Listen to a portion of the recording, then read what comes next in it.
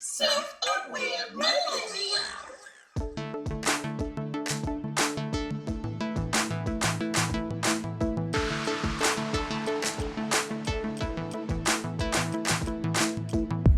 And I just watched this docu-series that they have on YouTube. It's about Black women entrepreneurs. And the episode I watched, Super Scent, is on it. And it's really good. I heard about that. There's Super Scent. It's called About Her Business. That's what it's called. Super Scent's on it. The girl who invented Slutty Vegan, that restaurant in ATL, she's on it. The lady who invented, I think it's called Junie. It's a clothing line. Mm-hmm. She's on it. Who else is on it? Another lady. Oh, Mess in a Bottle. The lady who created Mess in a Bottle. She's on it too. But it's a really good series. Check it out. It's like the episode I watched was like 20 minutes long, and they got through all 4 of the women. Like, it was really good. Which service is it? Netflix or YouTube? Oh, YouTube. Okay, cool, sweet. It's free. Awesome. All right. Well, let's get started. Hi, everybody. It is October. Woo! In Louisiana, that is happy fall, everybody.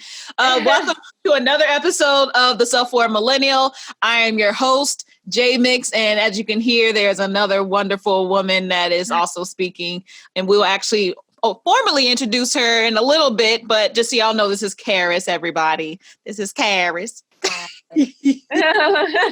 Just some quick announcements before we get into it. So we have some weekly episodes that we had been doing, and then I had to stop because it was getting too much. But I'm letting y'all know that as of October, the weekly episodes are back, and you'll see why in a moment.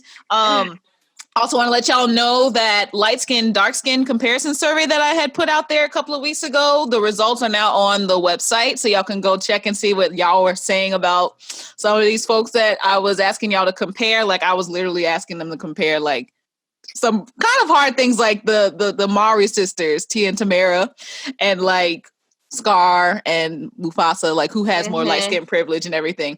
So everything is on there. Y'all can go check that out. I may even post a few of the results on the Instagram, but we'll see about that. The next announcement I want to let y'all know is that the Chronicles of Sex and Non-Monogamy is launched on the Patreon. If you don't know by now, sex and non-monogamy are my favorite things to discuss in this entire world. Not just because I strongly identify with the two combined, if y'all know what I mean, but also because I have learned so much about my self-awareness through partaking in these things regularly. So, also shout out to the Fly with Bats podcast for having me as a guest. Recently, actually, this is my second time on there.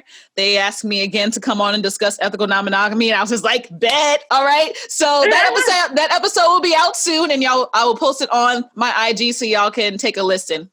All right. The next announcement, y'all have a lot of announcements because, 2 weeks goes by, like everything happens. So the fourth announcement I have is that the NOLA's People's Assembly is doing a 7-day action like they did back in June when George Floyd, Breonna Taylor, and Ahmaud Arbery was all happening. This was the same groups of folks or I should say the same grassroots organization that conducted us going up onto the Crescent City Connection to get tear gassed by NOLA, the NOPD. So they are now doing another 7 days of action, and it's mainly going to be geared towards women and children and just kind of getting their voices out there. But the daily rally and marches are going to begin at the ICE offices on 1250 Poydras Street. And then we march to wherever the social justice spirits tell us to march. They had one last night and we marched around. Funnily enough, we had marched. We didn't do like a long march, but this was kind of canvassing and like getting our information out to the communities that need them. So we were mostly going into like the Black communities and just kind of handing out, information about who the NOLA People's Assembly is and like asking them to join us for the next rallies and the next marches.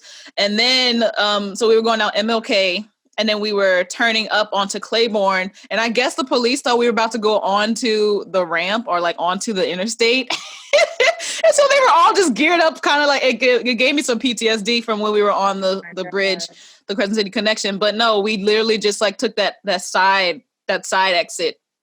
And we were just headed back to where we were before. But I mean, those police seemed like they were ready for us to like cause some ruckus. And I mean, like they had to stop traffic and everything per usual. But I mean, this is probably only going to mean that every single day there's going to be more people out there. And we're probably going to do something like that at least by the end of the week. Because I mean, again, these are daily actions every single day, 7 days. So again, y'all, please follow the NOLA's People Assembly on Facebook and Instagram for more information. Hopefully I'll see y'all out there. If not, I understand, but I really hope to see y'all out there.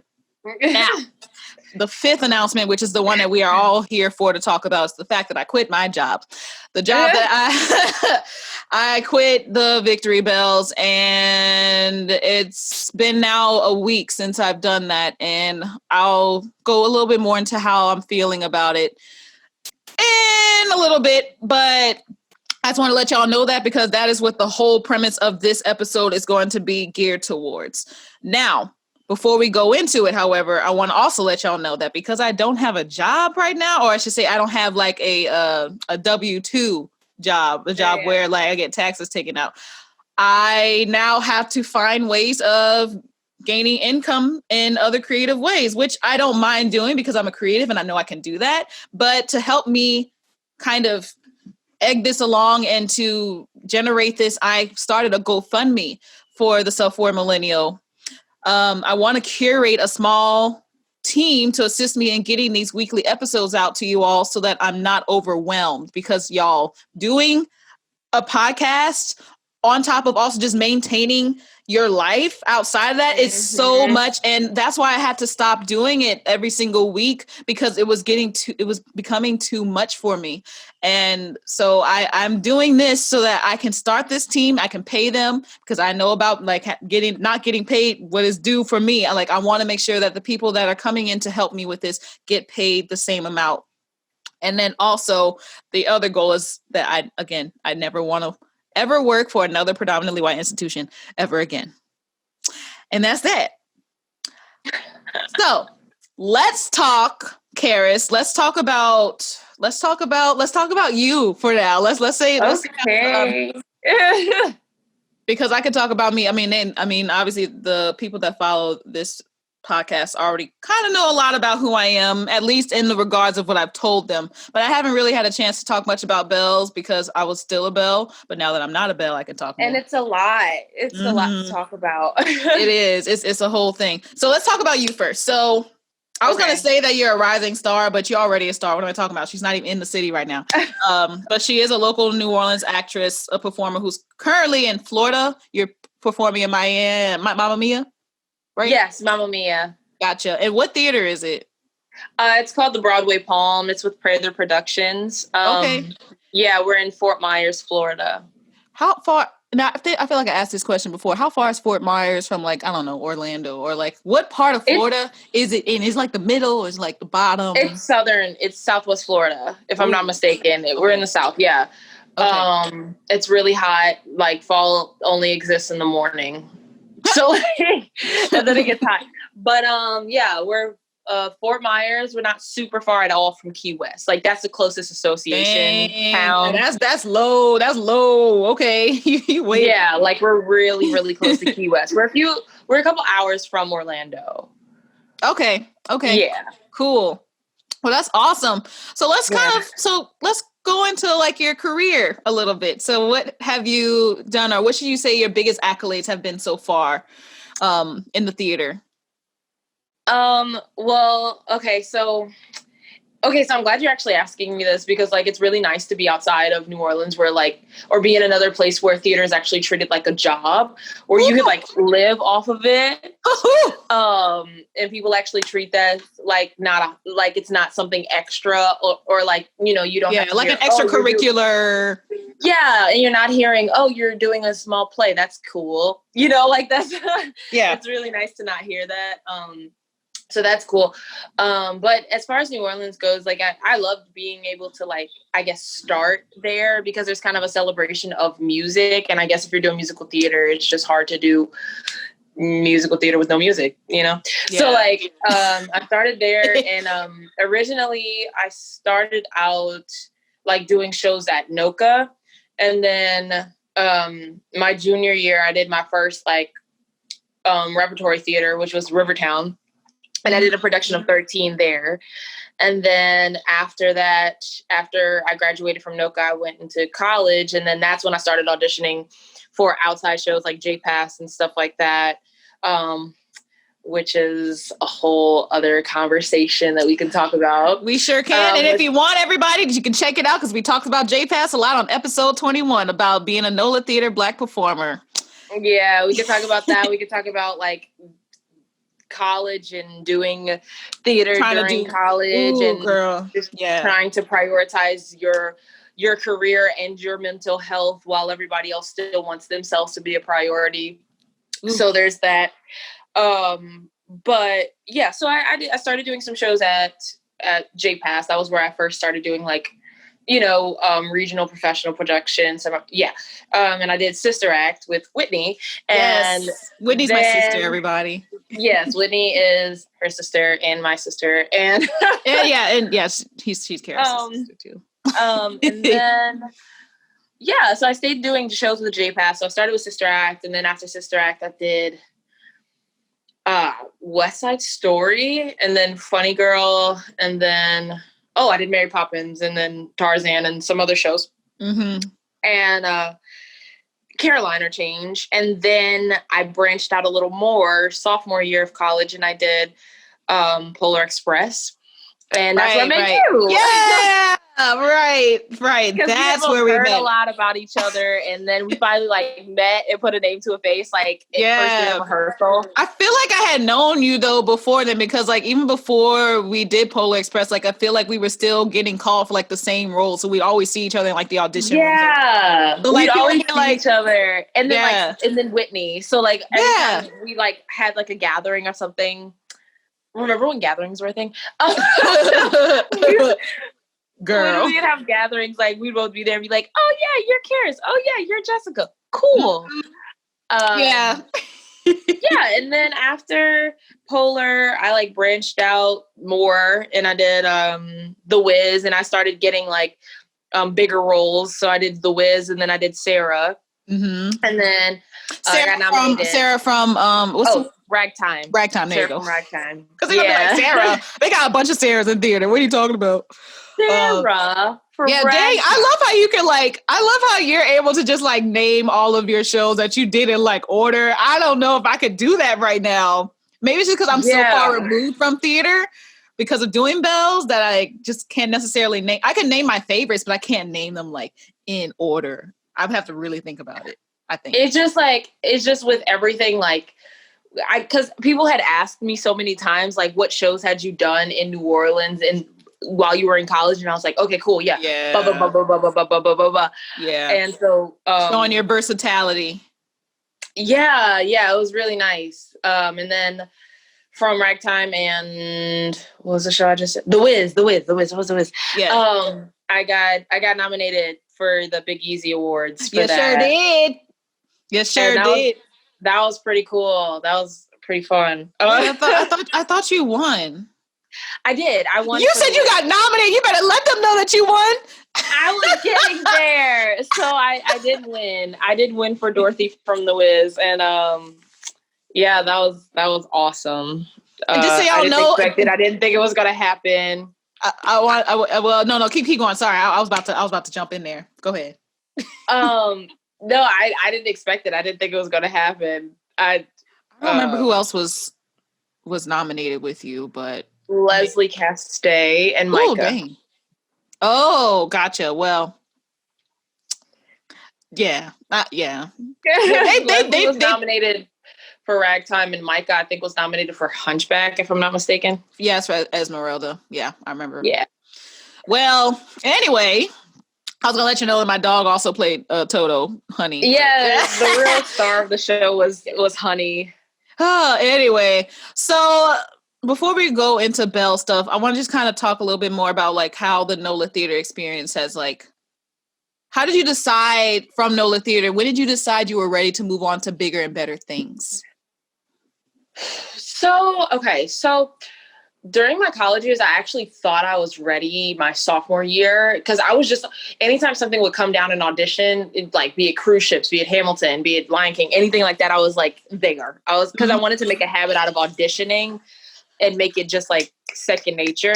Oh, yeah. There's no such thing as being 100% ready. That was like my biggest argument. Like, there's no real thing of being 100% ready of like, yeah, I know what's going to come my way as soon as I get there. I'm uber prepared. No, like, you just gotta kind of have to jump in and do it. And also that's not just my words. That's people think that other people have told me, like other mentors that I've had have been like, look, you just got to jump in and go.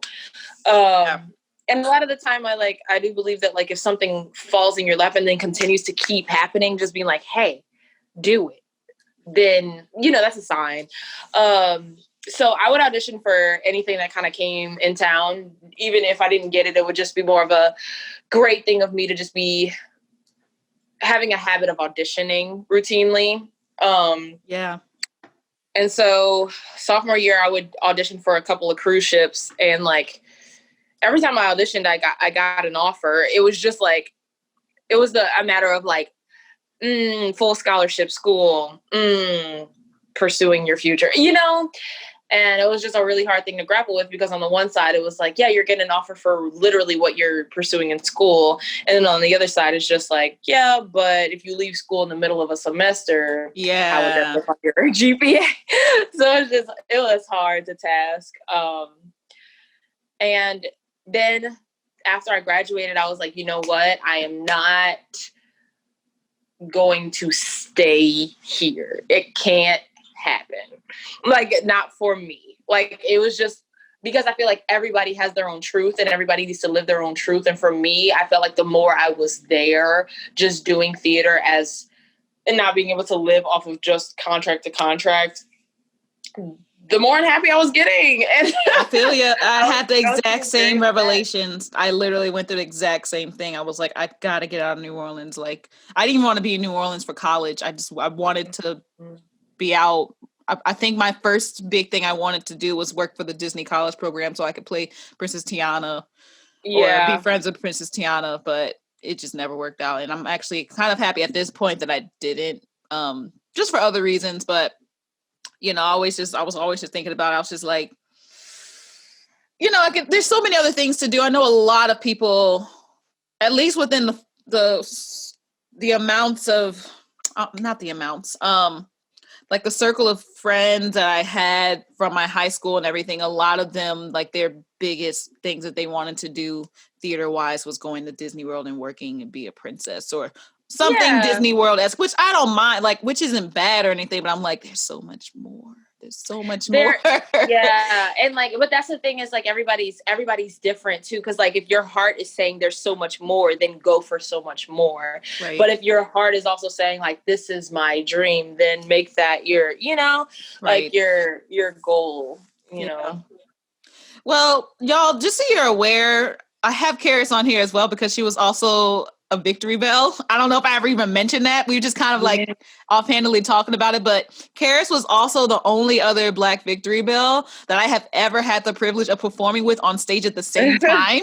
So basically, yes, these white audiences got some rare chances to see two Black bells and one white bell on stage at the same time. So like, if you think about like Black women were represented as a majority on stage for a patriotic, white-centric World War II entertainment style show.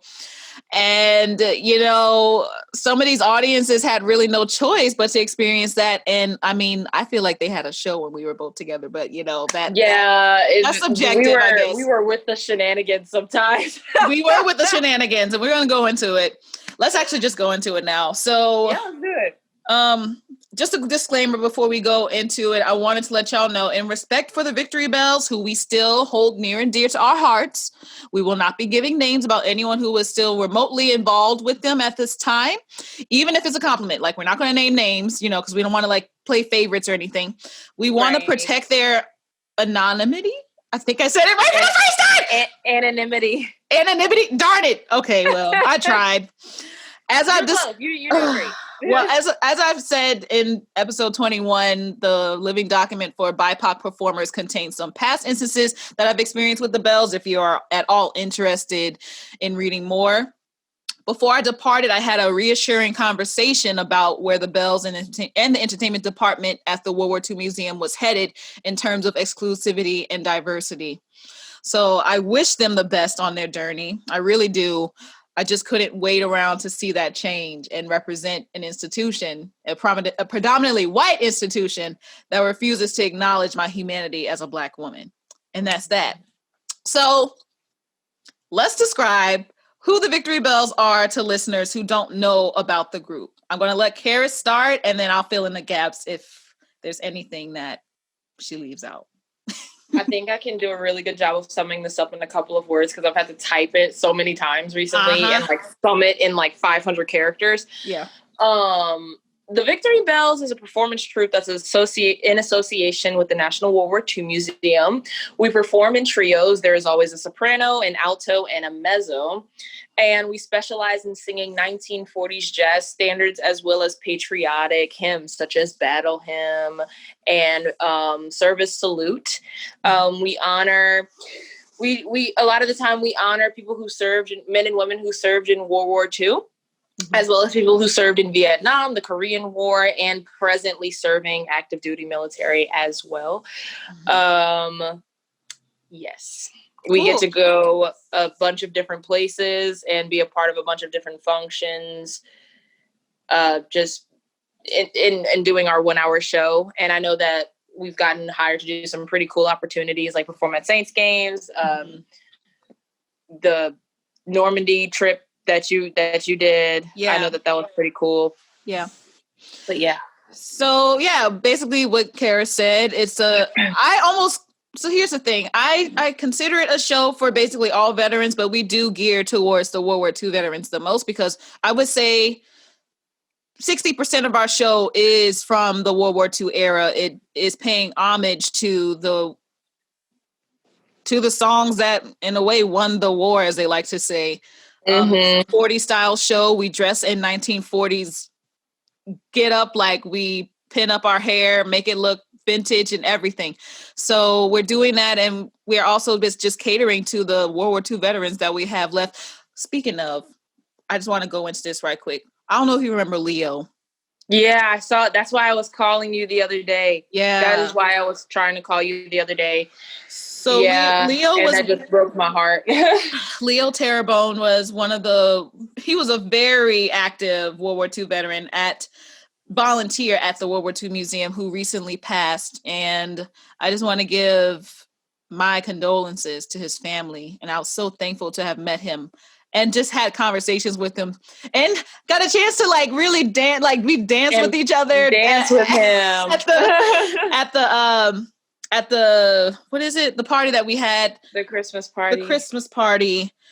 It was a really memorable moment, and he absolutely loved the Bells. And it's just weird that it's happening right now because I know I haven't seen him really since that time. I think I even have a picture of him actually watching you and the other Bells during the Christmas show.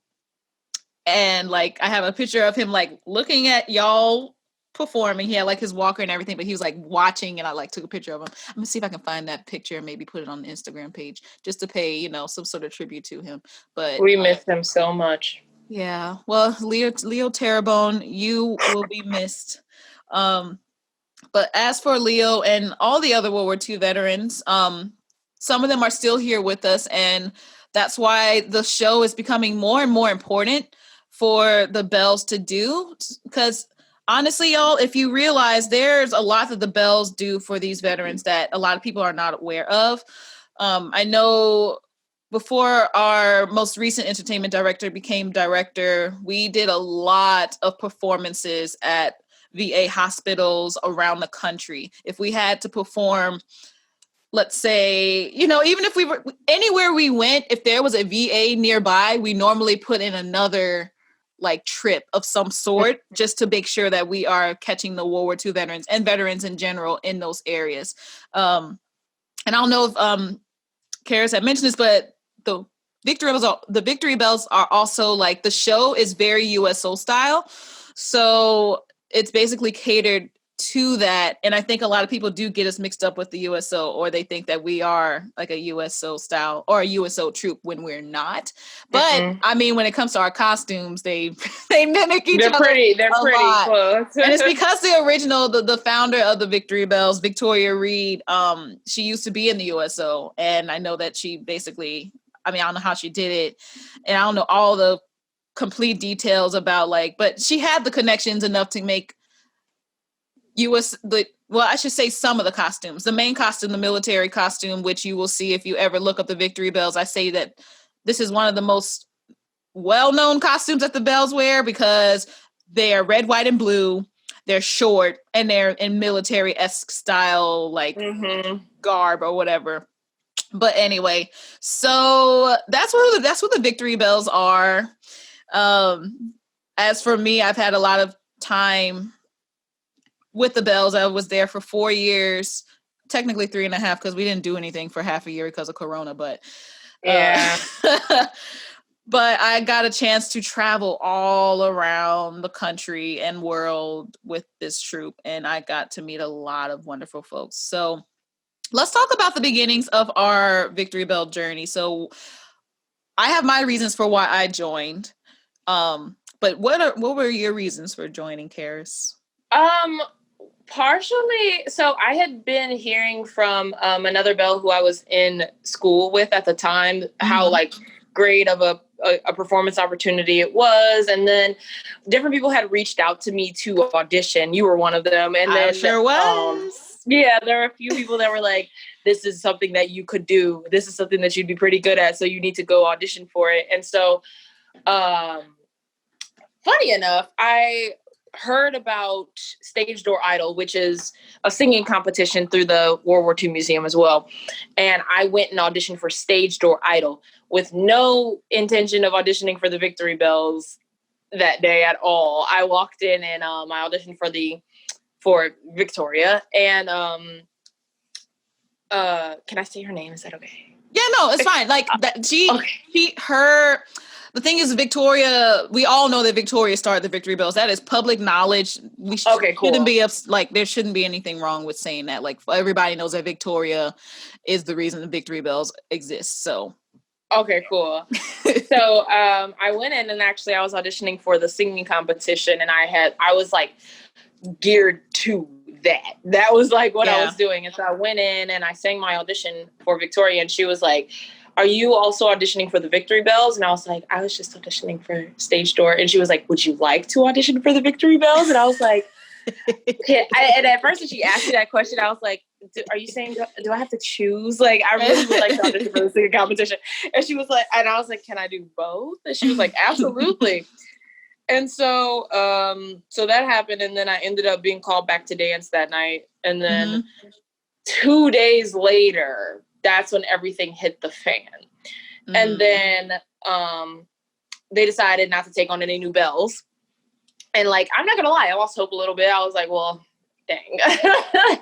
And so and I tried to stay posted with all the Bells that were still Bells and like ask if there were auditions. And then there was another cycle of auditions that I couldn't audition because I was working that day. And then another cycle of auditions happened. And then that night at 11:30 p.m., I saw the audition posting on Facebook, and I was like, you know what? I'm just going to go. I'm going to audition for it. Right. And then I did. Like, was this after Victoria had left?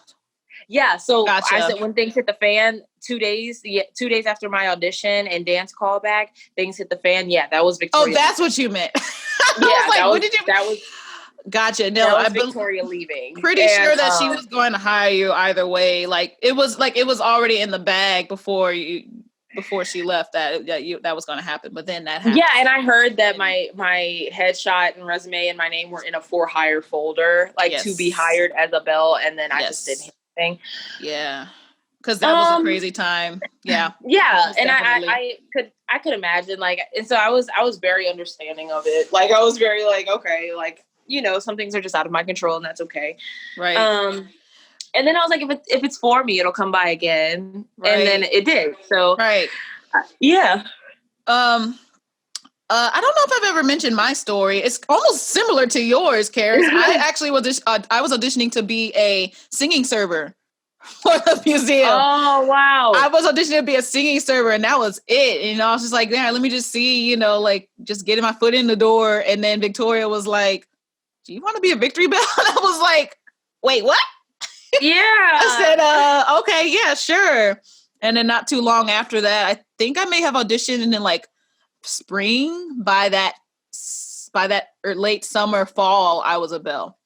But I think it's because they had some openings, and I know there were a few bells that were leaving. So that was my story, long story short, and how I joined that. The reason why I joined, I also had current bells at that point that had really encouraged me to do it.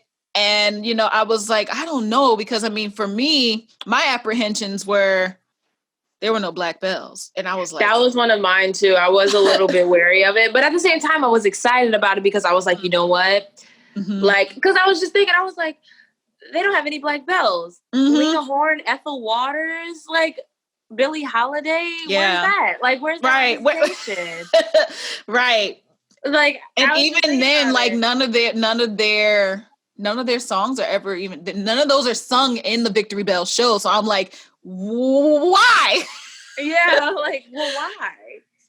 So that was one of my apprehensions. The other thing was mostly because I already knew of the audience, and I know I had a lot of persons that were just kind of giving me, a lot of folks were talking about Victoria and the way that she, you know, how she treats the bells. And I mean, I was literally hearing about this for years and years before I even auditioned. And I know my thing is like, I trust the people that I've heard this about, or I've heard these things from, but I also had enough of a psyche, enough of a right mind to like, know, okay, yes, I'm hearing about these stories, but until I actually experience this person for myself, exactly. I can truly like empathize with it and like actually take it as like, don't take that on. Yeah, I'm not taking that on. Like, this person wants me as a bell. Let me see why. Let me see if she's going to treat me X, Y, and Z ways as she did the others. And, you know, I took that all into account before I went into there. So my other apprehension was, it's a patriotic show, which I knew the clientele, the audience that I was going to be gearing towards was going to be majority white. Not that I wasn't used to it already, but like, this is patriotic. This is like a patriotic crowd. Like, this show it was so patriotic. So that was like my main apprehensions. I know also with me being so I should say, before I became a bell, there was another Victory Bell that was, I believe she's half black, or she has some black blackness in her. Chase Kamada, she is Leah Chase's granddaughter.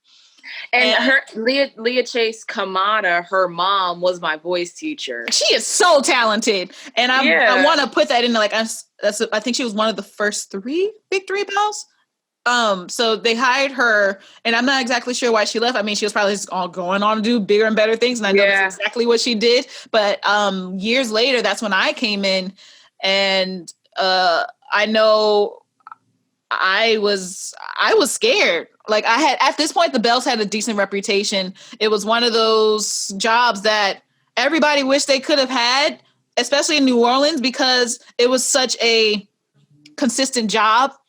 And the money was great. It was probably what they call the best paying job in New Orleans. Straight out of college. Yeah, it was like a really good paying gig. So, I mean, knowing all the pressures going into that, and knowing like what I would be representing, knowing that I would be getting a lot of FaceTime with folks, and just press, and like a lot of people are going to start knowing who I am as a Victory Bell. But also, I also had made a name for myself before I became a Victory Bell. I was doing a lot of theater.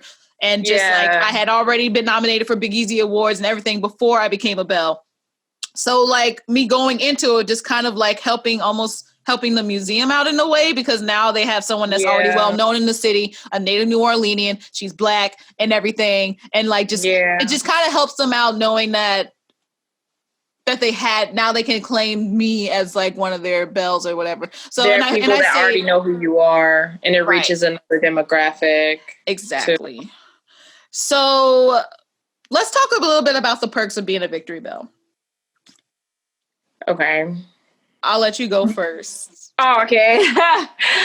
I think that one of the perks is, I think for me, I'm a very I've started to realize that I'm an empath. So I really feed off of other people's emotions, and I really love getting to see the look of joy on people's faces like that. Like that's really an indescribable feeling of like getting to see, especially when it's people that look like you, getting to see the joy that you bring to them for reminiscing that kind of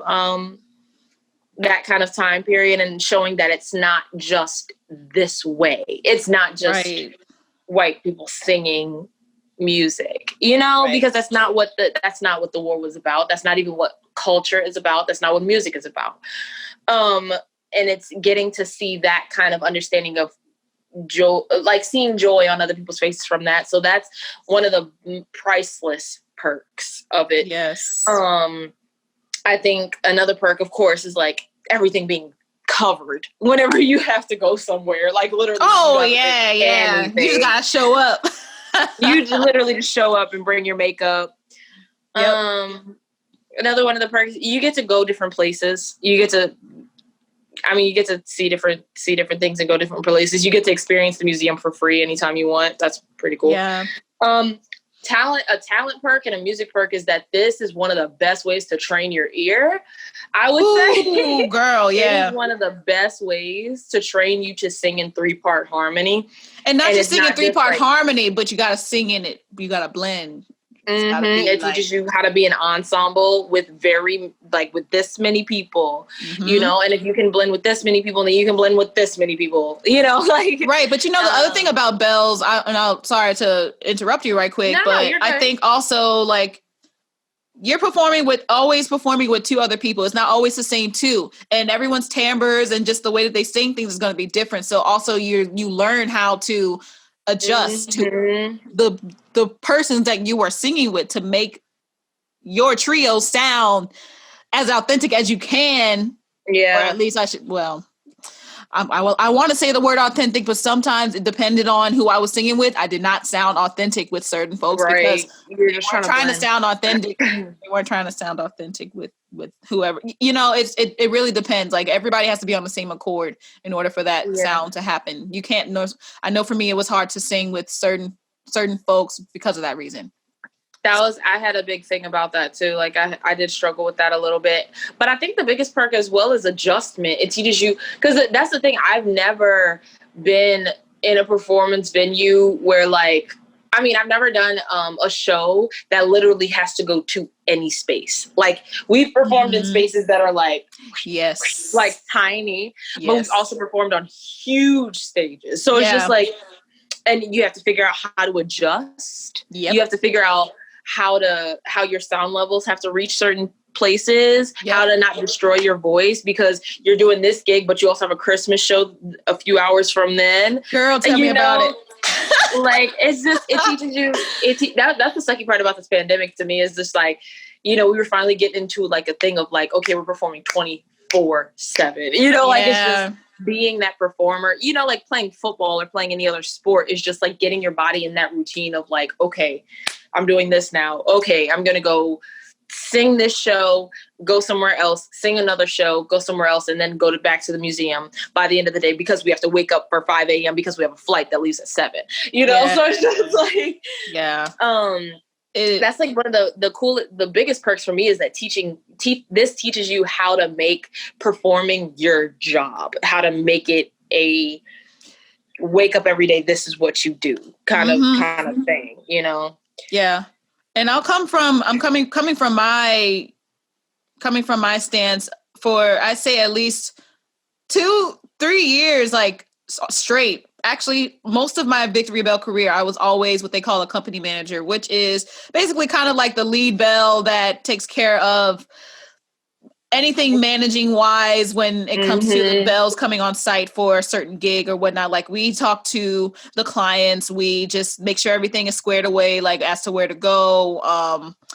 A lot of road trips are usually done with the company manager's car, so we really gain our miles from that. But also, like if we're traveling by plane or whatnot, like we're in charge of making sure that we have transportation. Sometimes we had transportation for us, but sometimes we had to like, go to the rental place and rent a car so that we can get where we need to go.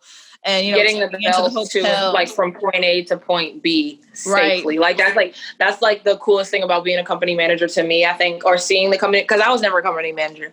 But I'm kind of like, not gonna lie, like I love responsibility, but that is so much pressure. It can be stressful, but it does actually get easier. And I think the main thing that, at least when it comes to company manager, I think for me, it was the thing that got me most stressed out wasn't necessarily the company managing itself. It was having to do the after action reports that we report to the director. And like having to type all that out and remember everything that went on. Cause like we literally have to go down to the okay, what time did we arrive? What time did we leave?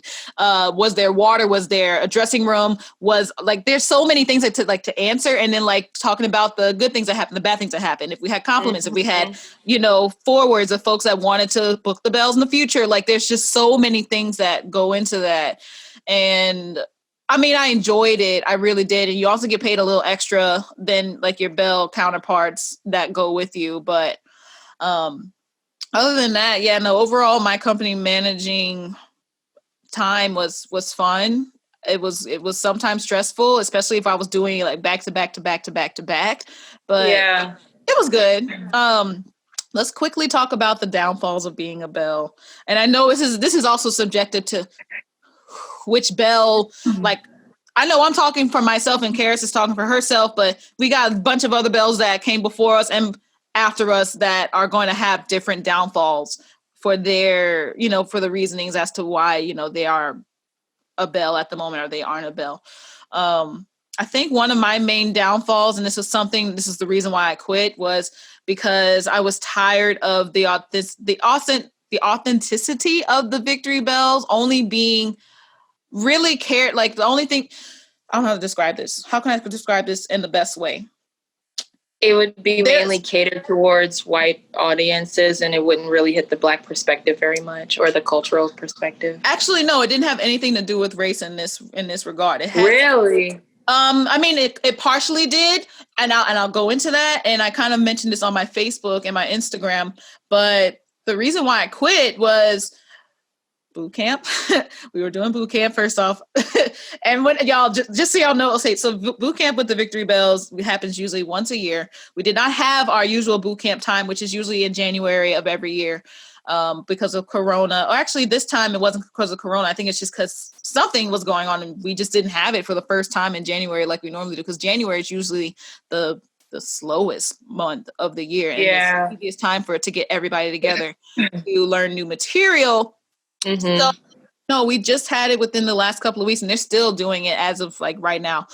But what was going on was that like, and I've always had these little tiffs throughout my time as a bell because like, I'm a really musical person. I know my music really well. Like I went to school for music and everything. But even before that, like I just had so many mentors. My older sister, like just seeing her and like her teaching me the right things about music and just like how things are supposed to sound, how to read music and everything. So anyway, we had we were going over, I'll just go over. I can talk about the songs that we actually went over. So you remember Shoo Shoo Baby, the song Shoo Shoo Baby. Yeah.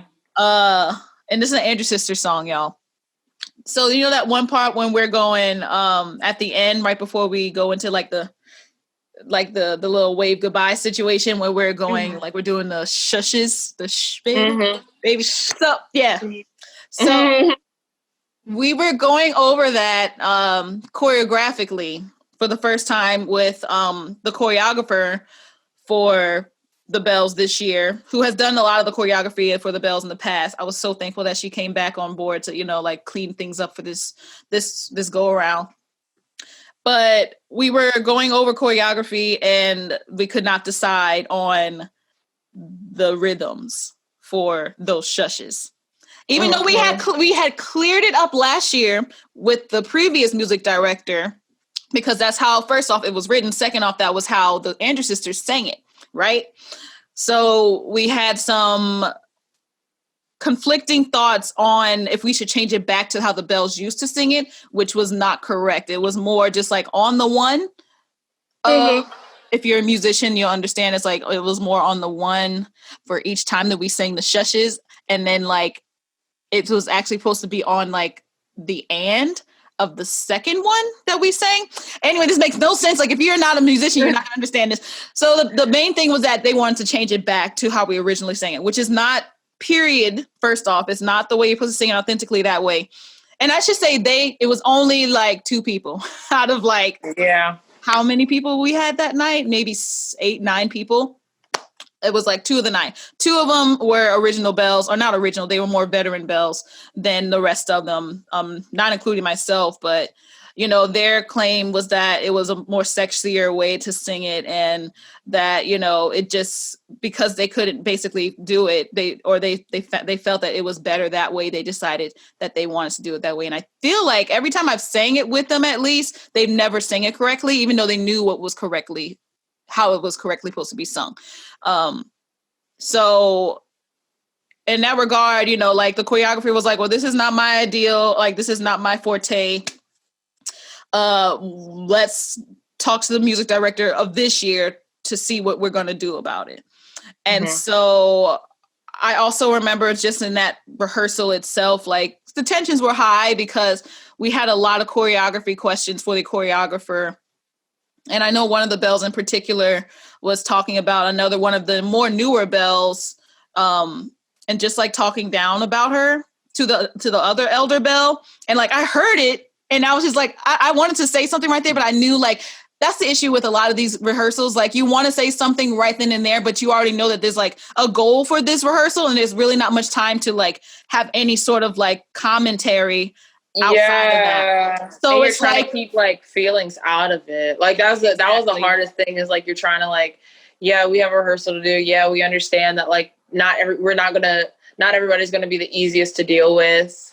Yeah. And we have 25 minutes left and they're still trying to figure out this one little thing, you know, like, right. you know, so like little backhanded stuff was happening like that just throughout the rehearsal, but that was the main one that really stuck out. And like, this was also the same person that wanted to change the music back to the way that the Bells originally had singing. And I should say all the Bells that were doing it beforehand, they're no longer there. And all of the newer Bells that had came in had learned it the correct way. So it's like, you know, for me, I'm like, first off, this is the correct way to sing it. Second off, majority of these Bells, including the ones that are just coming in, because there was like 4 new Bells that they had actually brought in for this next installment to get ready for the busier year. All of these newer Bells aren't going to have a problem learning it new, the correct and new. I wouldn't even say the new way, the correct way. So that was, and I compared that. Sorry. So we actually get to the music director. We have the rehearsal with this song with the music director.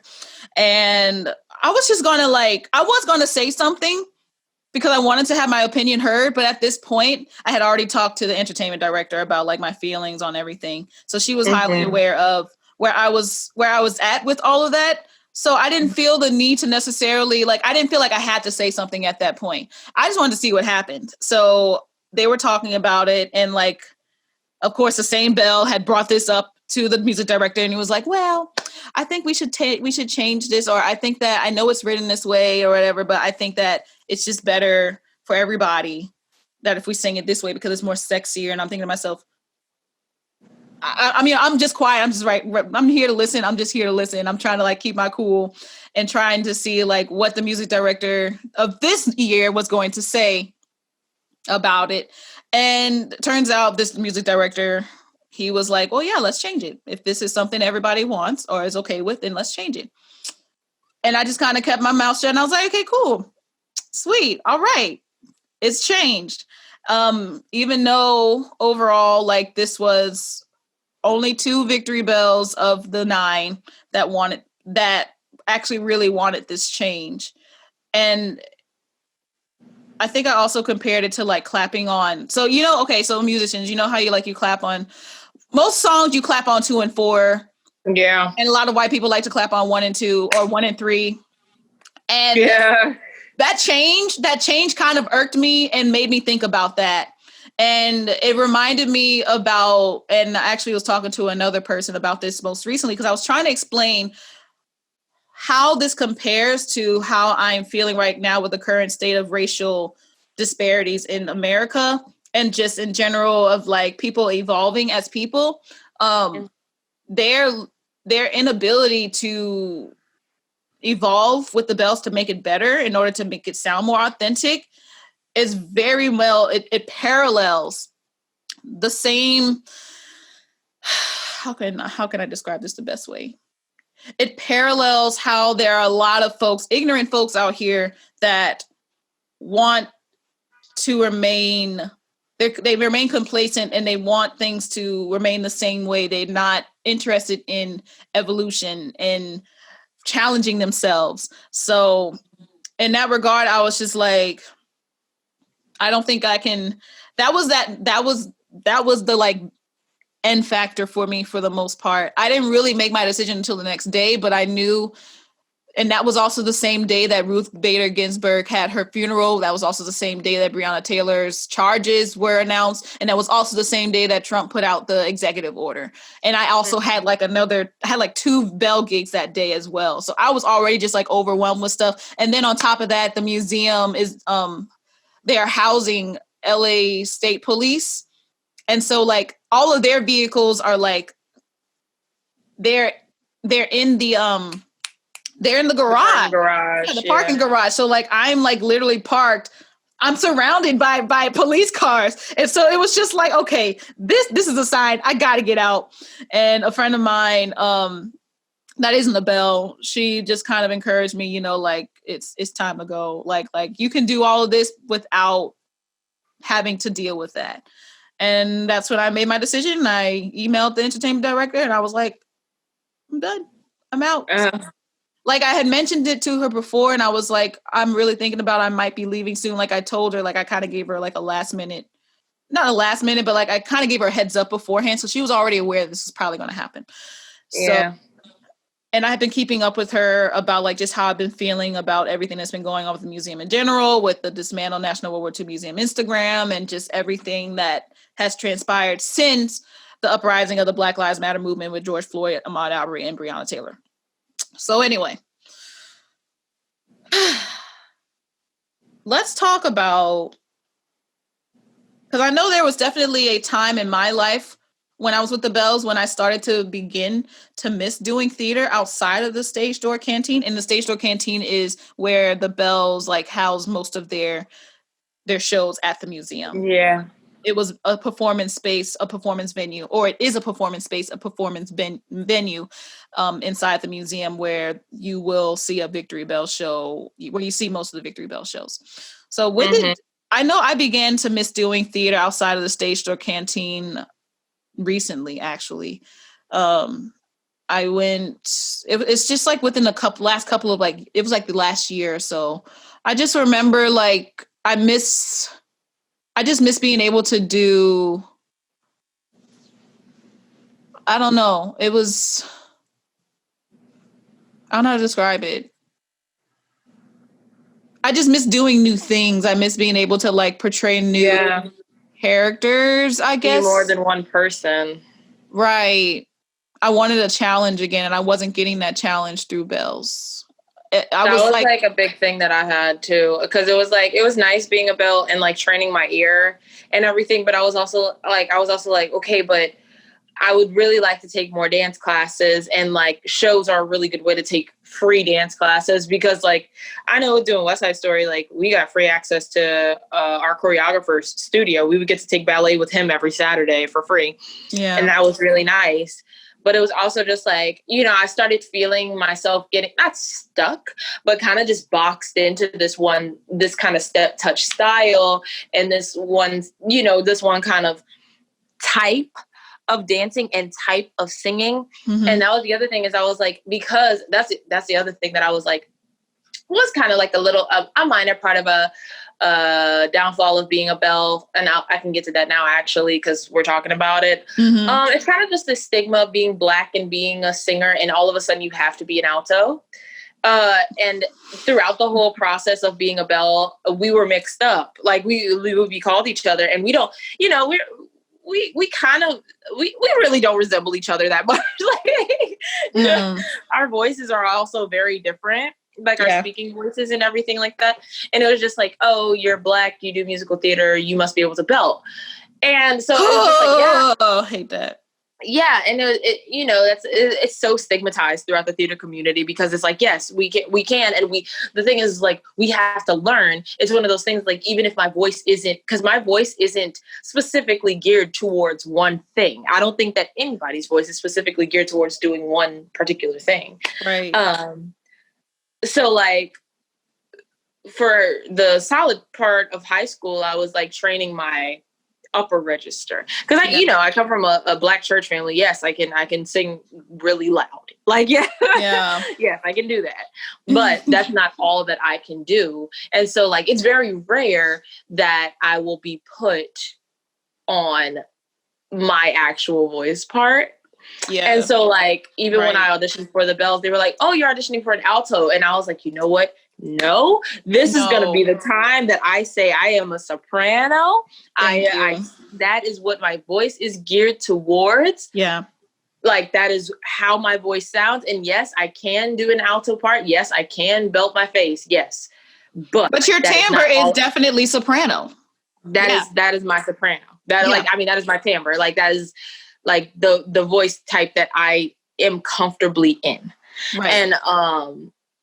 And I can do any kind of day. Like, exactly. Right. You know, so like specifically, I was like, yes, I am going to do this voice part for the bells. And even throughout the bells process, there were still times where people would tell me, like, I just want you to be an alto. Like, I feel like you would be such a good alto. And I'll just be like, yeah, I probably like, you know. It's literally because all of the victory bells that have come through the bell, like all the Black bells that have come through have been altos, except for Chase.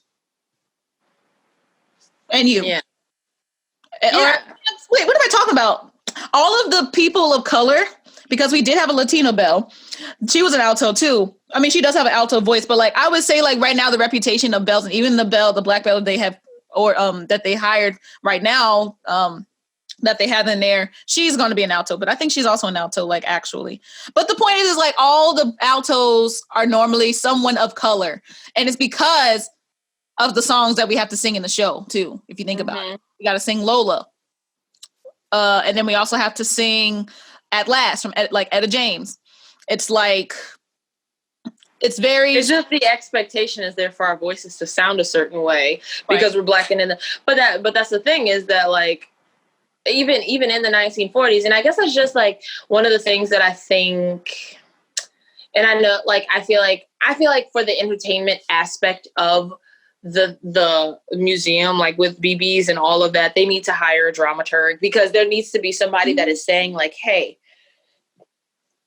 I get what you think it is, but this is what it actually is. Because it's just like historically, people of color were singing anything that they wanted to.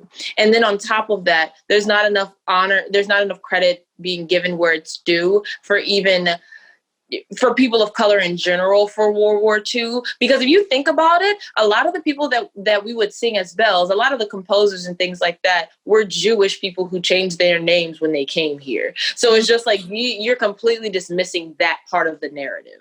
Right. That is a whole other part that people don't even think about and that we don't really even talk about. And that should be spoken on. That should be said in a show of like, hey, the best forms of art come out of times of struggle. Here's why.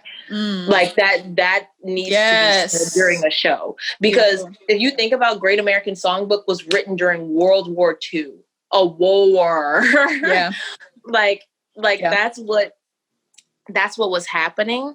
And so many people were coming here to seek refuge. And it's just like, especially, and it's just so ironic to me that our audience primarily are people primarily the audiences that we perform for don't really think about the fact that New Colossus is about immigration, and then they're heavily against immigration. But it's just that's neither, and that's not just the audiences we perform for. That's some of the people that we also work with.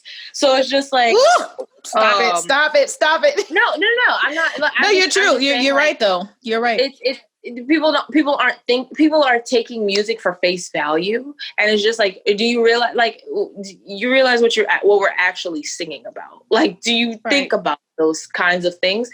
But even getting into like the Bell side of things, is just like, even throughout the Bell's process, there was kind of an enforcement on people to sound a certain way, even though when you look at me, you're not going to think I'm going to sound like Vera Lynn.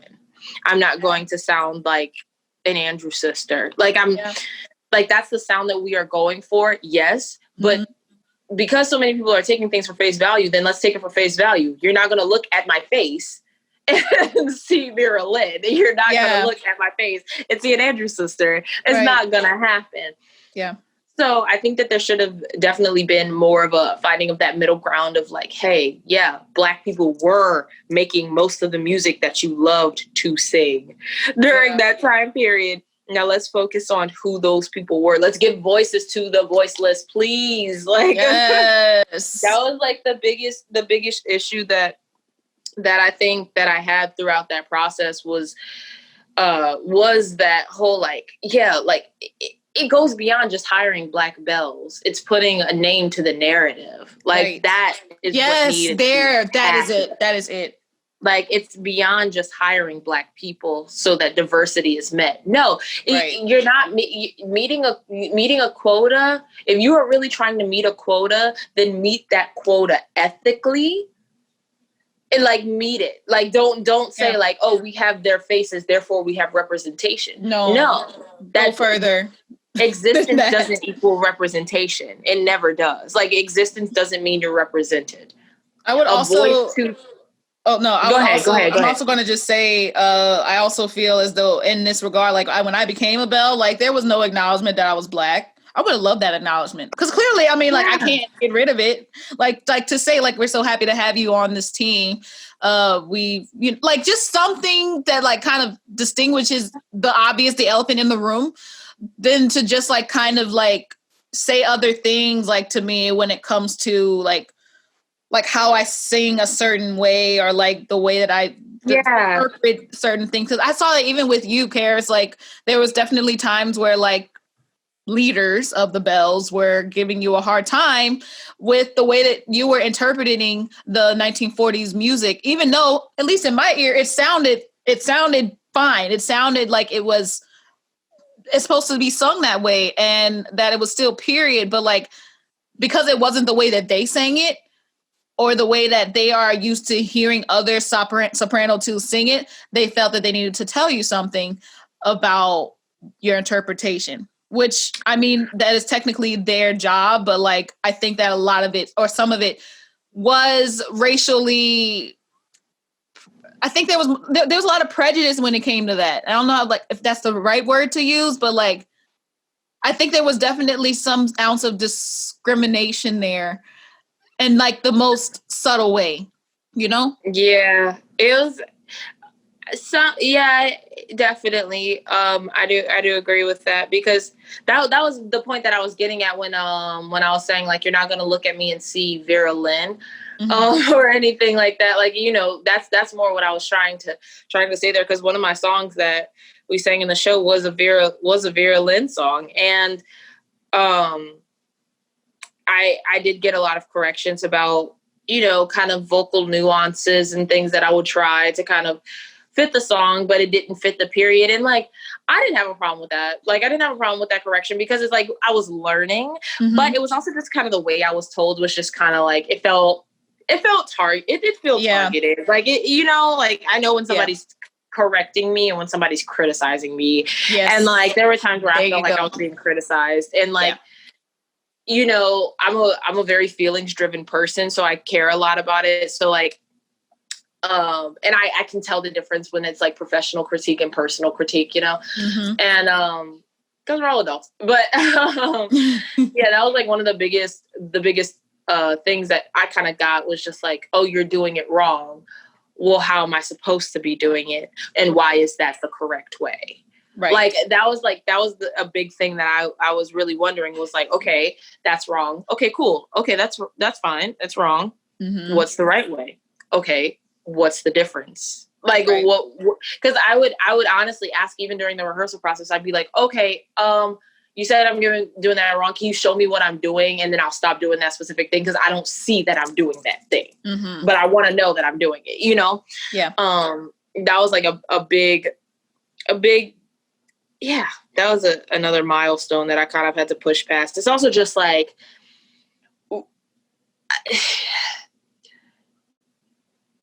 there's a whole 1940s, like I said, is not just about music. There's so much that what it meant to be Black during that 1940s period.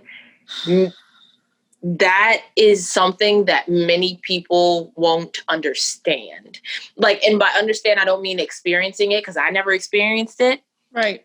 But I can wrap my head around it. That's like, I can definitely wrap my head around it. And I think that a lot of people get so comfortable in their security, and that can be attached to financial standing. It can be attached to who your relatives are, where you were educated, but they're so comfortable in that to wrap their head around other layers is so, it's almost like mental gymnastics. Like, it's just so hard for them. But the funny part about it is that it's easier to wrap your head around that than it is to be that comfortable in something that's so inequitable.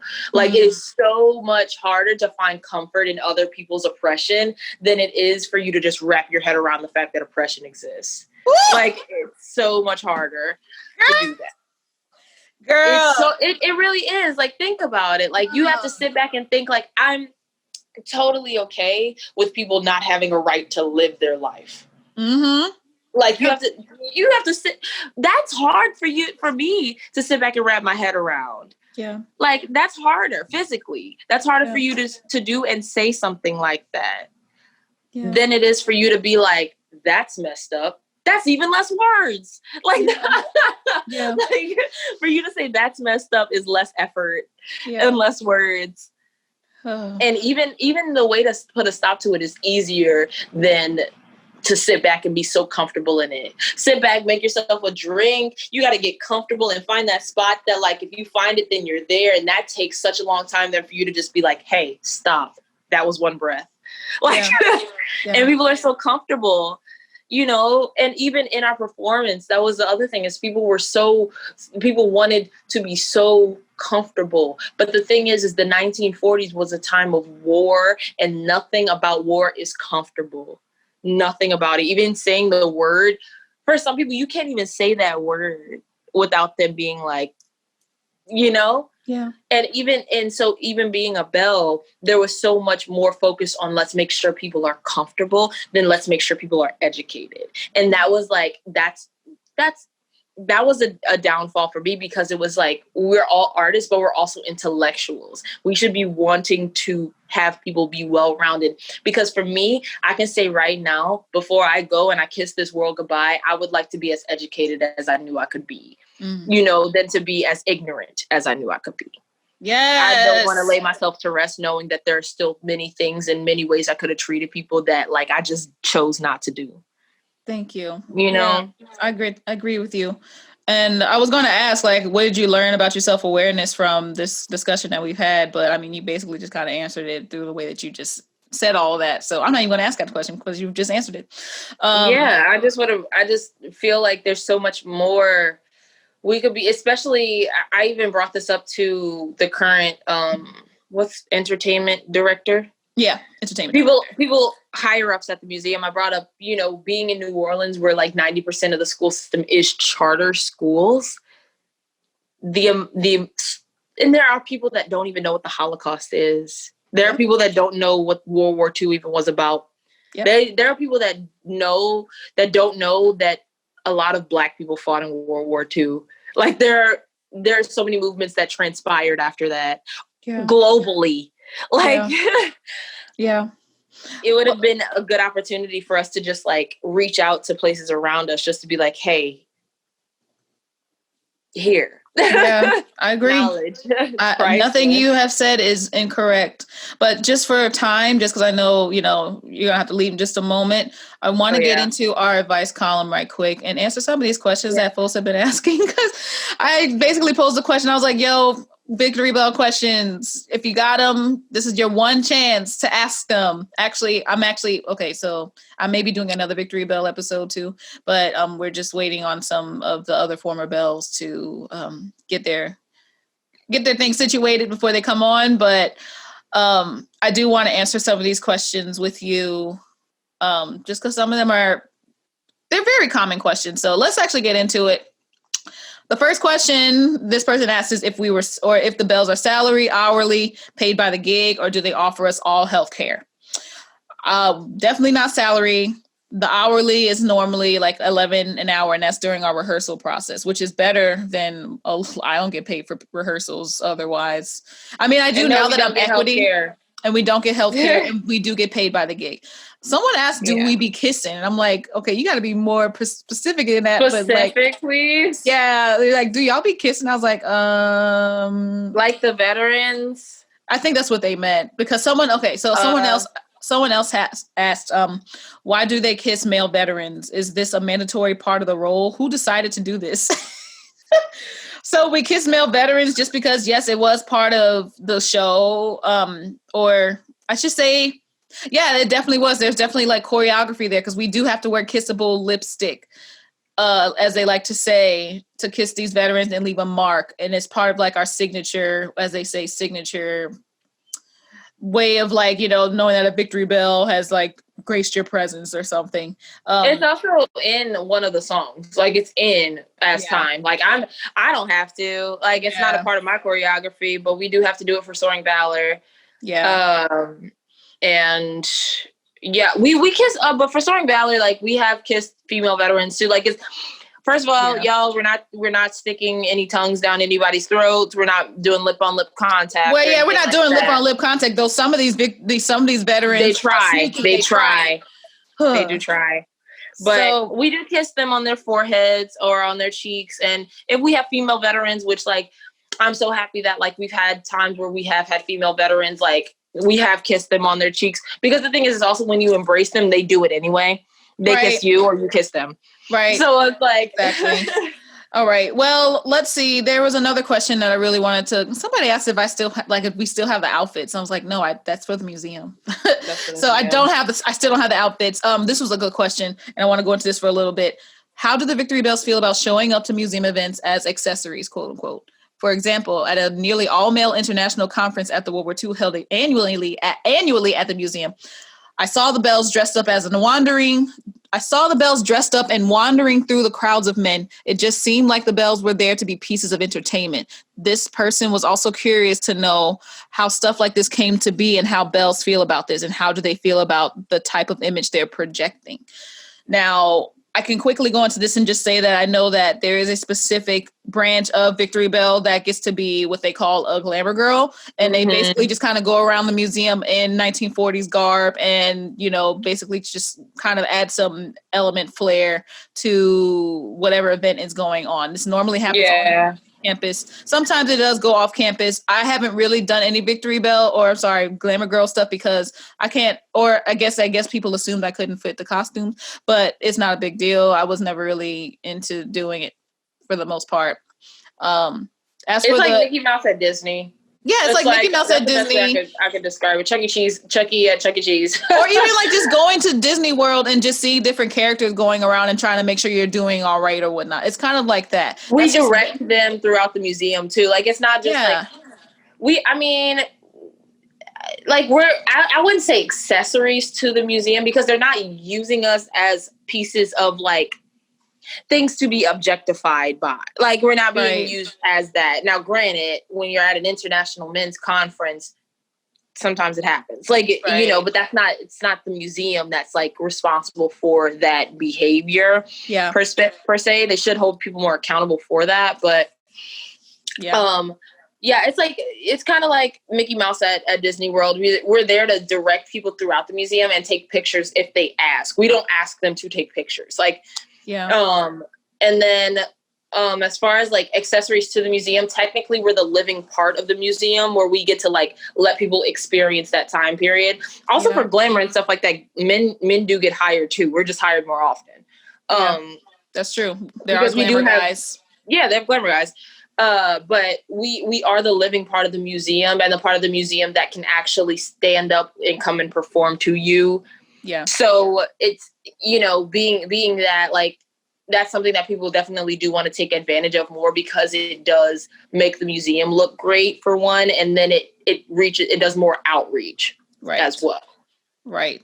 Awesome. Well, thank you for expounding on that. As for the museum looking so great right now, I would say that because I left, they're not in a way, but there's also been a few other folks that have been leaving as well because the museum just isn't. Yeah, there's been a few, I would say Black women in particular that have left that for reasons that, because the World War II Museum itself has not been extremely accountable in the way that they're really silent about everything that has been going on in the wake of the Black Lives Matter movement. They have yet to say Black Lives Matter in any sort of way on their platform. I know there have been things that folks have said about, at least I think there have been employees that have said, don't say anything because you aren't even like reflecting on that in your own, like there's no way for you to like say Black Lives Matter and you don't even actually like physically, visually represent that throughout your whole museum. So in that case, y'all, I wanted y'all to know also, and I think I may not have ever mentioned this, but there is an Instagram page called Dismantle National World War II Museum that has started back in July. It has been a platform to address and call out the ongoing inequalities that current and past employees, visitors, donors, and supporters of the museum have been faced with, but unacknowledged by the institution. I have been submitting my personal testimonies to the platform as an aid to bring about the justice to everyone that has been slighted through their capitalistic practices that have been indoctrinated there since its inception. And frankly, I just want to see the institution do better, but they have to confront their own biases first before they can move on to fixing their issues. And I think that's what they're not doing. So thank you, Charis, for joining me. This is again, like we could have talked longer, but I know we both got things to do. So yeah, we talk all the time. Yeah, we also talk all the time. So, Charis, give your socials and and give your information about Mamma Mia so that if folks are in the Florida area, they can come see you. So, Mamma Mia, we open actually today. Today's opening night. Congrats. Yeah. So come see your girl play Lisa and dance ensemble, please. And we will also be doing Holiday Inn. That's our next show that's coming for Christmas. So if you're a fan of 1940s music and you want to go listen to some Irving Berlin, come see Holiday Inn. My Instagram panhandle, Instagram handle. I think I said panhandle. That's fine. Girl. My Instagram handle is Charis Michelle. It helps people pronounce my name correctly. It's CharisMachelle. Charis Michelle.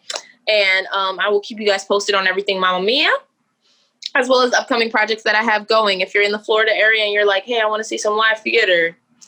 Hey, I missed some live theater. Hit your girl up. Right. Thank you so much, Jessica, for having me on. Oh my gosh, this is so exciting. Problem. If y'all have any, I miss you too. And you know what? Now that I'm not doing Bells, I could probably come see you. Hopefully, take a road trip. Yeah, take a little road trip up there. Yeah. Well, y'all, if you have any suggestions on future topics you'd like me to cover, please email theselfaware@gmail.com or follow and DM me on Instagram @theselfaware. If you like me, give me some 5 stars on Apple Podcasts, yes, please. Give her 5 stars. Thank you. Especially if you like me. If you're caught up on everything and you want to dive into more self-awareness discussions, or you're just intrigued about what's going on in my life and I don't go into much detail about it on this particular platform, but I do on Patreon. So join Patreon and you will unlock bonus content, including the behind the scenes footage that didn't make the show, The Chronicles of Sex and Non-Monogamy is included on that bonus content. And I have lots and lots of episodes that will be premiering on there very soon in that regard.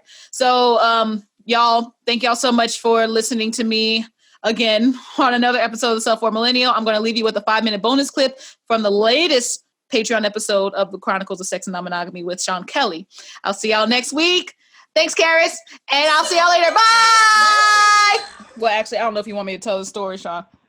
But no, you can go ahead. There was a couple. I've already got it. So a couple of I was gonna say I already got embarrassed this week. It's okay. I'm sorry for that. I'm sorry that I embarrassed you, and I'll explain why. So I forgot what I asked on my Instagram story, but I was asking something like a week or so ago, maybe 2 weeks ago. Maybe it was like an ask me anything, like literally anything sort of post, which I do every now and then. And Sean comes in my little DMs and is like, "What does it take for someone to ask you out?" And I'm like, "Okay, let's break this apart. Let's figure this out." And then I was like, "Okay, so are you asking me out by asking me a question about how to ask you out? Because if you're doing that, then you're already asking me out like inadvertently, or like you basically just asked me out without, you know what I mean?" So I was like, okay. And I forget like how we got into the rest of the conversation, but I know that for me personally, anytime anyone, and this is nothing against Sean, this is just in general, I always just feel like when folks ask me out in that kind of way, like I would rather somebody just be more upfront and just say, "I want to ask you out, let's go out," or something like that. I mean, I know I was asking a question.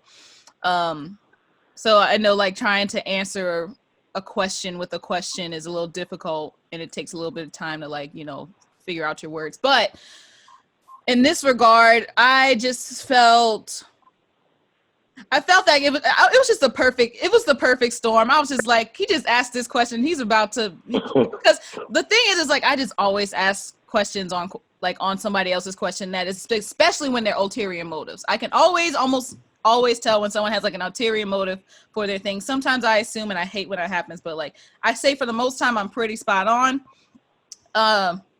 In this regard, I asked Sean, I was like, I forget how we got on this subject, but we were talking about sex partners. What did I say? Because you basically were saying like, hey, like once we got into like, are you asking me out? And I promise your audience, I do have more game than this. I promise the audience. But like you basically were saying like, I was like basically don't even want to talk to anybody because like I have responded to you saying basically I need good sex. I want to come.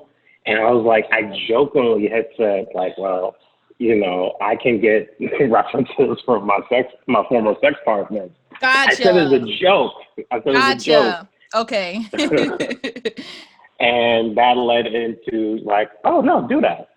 And like, I was kind of, I'm kind of like, okay, well, okay, I'm gonna do this because like I kind of was really trying to just prove to you. And what's so crazy is like I really did just want a date. I just wanted to go on a date. And it led to that's what it was. The date, you were asking about a date, and then I was like, I don't know yet. Yeah, so that's how it led to the situation. Gotcha. So in case y'all didn't catch that, basically somehow we started talking about like dates and how he just wants a date with me. And with me, I'm like, okay, a date means that you want some. For me, I'm like, okay, will it just be a date where there's no expectations of anything else than just what that, a date? Because what I consider a date can go both ways. Like it can go from just being a date, nothing happens afterwards, and like I could just go on and do my own thing, or I feel like I always have like an obligation to at least do something physical with that person that I'm on a date with, especially if I'm categorizing it as a date. But that's just how I see things, and I know that it may just be something that I need to reroute in my brain to. I can see I've definitely been on dates where like nothing has happened. I'm just like, but I always felt like that tension was always there, at least with one of us, where something could have happened had someone made a move, but they were too scared.